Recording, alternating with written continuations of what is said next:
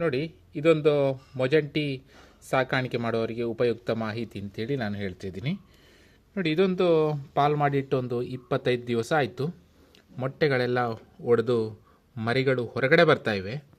ಆದರೆ ಇದರಲ್ಲಿ ರಾಣಿ ಇನ್ನೂ ಇಲ್ಲ ಅಂಥೇಳಿ ನನಗೆ ಅನಿಸ್ತಾ ಇದೆ. ಇಲ್ಲಿ ಬದಿಯಲ್ಲಿ ಈ ಕಾರ್ನರಲ್ಲಿದೆಯಲ್ಲ, ಇಲ್ಲಿ ನೋಡಿ, ಈ ಜಾಗೆಯಲ್ಲಿ ನೋಡಿ ನೀವು, ಇಲ್ಲಿ ಮೊಟ್ಟೆಗಳು ಒಂದು ರೀತಿ ಕಪ್ಪು ಬಣ್ಣಕ್ಕೆ ಆಗಿ ದೊಡ್ಡ ದೊಡ್ಡದು ಮಾಡ್ತಾ ಇದೆ ನೋಡಿ.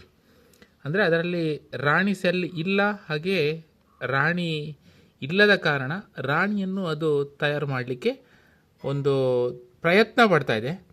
ಮ್ಯಾಕ್ಸಿಮಮ್ ಟೈಮ್ ಇದೆಲ್ಲ ಫೇಲ್ ಆಗ್ತದೆ ಇಂಥ ಬಾಕ್ಸ್ಗಳು.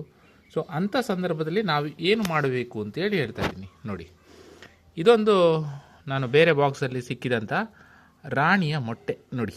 ಇದೊಂದು ದೊಡ್ಡ ಮೊಟ್ಟೆ, ಇದೆಲ್ಲ ಸಣ್ಣ ಮೊಟ್ಟೆಗಳು. ಸೊ ನಾನೇನು ಮಾಡ್ತೀನಿ, ಇದನ್ನು ಇದಕ್ಕೆ ಕೊಟ್ಟು ಬಿಡ್ತೀನಿ. ರಾಣಿ ಮೊಟ್ಟೆಯನ್ನು ಇದಕ್ಕೆ ಕೊಟ್ಟು ಬಿಡೋದು, ಅಂದರೆ ಇಲ್ಲಿ ಇಟ್ಟು ಬಿಡ್ತೇನೆ.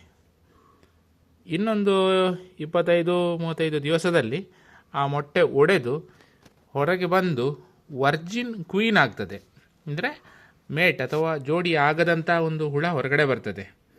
ನಂತರ ಅದು ಜೋಡಿಯೆಲ್ಲ ಆದ ಮೇಲೆ ಮತ್ತೆ ಮೊಟ್ಟೆ ಇಡುವಂಥ ಒಂದು ರಾಣಿ ಹುಳ ಹೊರಗಡೆ ಬಂದು ಮತ್ತು ಸಂತಾನೋತ್ಪತ್ತಿ ಮಾಡುತ್ತೆ. ಮತ್ತು ಬಾಕ್ಸು ತುಂಬ ಆ್ಯಕ್ಟಿವ್ ಆಗಿ ಕೆಲಸ ಮಾಡಲಿಕ್ಕೆ ಶುರು ಮಾಡ್ತದೆ. ನೋಡಿ, ಈ ಥರ ನಿಮ್ಮ ಬಾಕ್ಸ್ಗಳಲ್ಲಿ ನೀವು ಒಬ್ಸರ್ವ್ ಮಾಡಿದರೆ ಈ ರೀತಿಯಲ್ಲಿ ಒಂದು ಮಾಡಿ, ನಿಮಗೆ ಸಕ್ಸಸ್ ಆಗ್ತದೆ.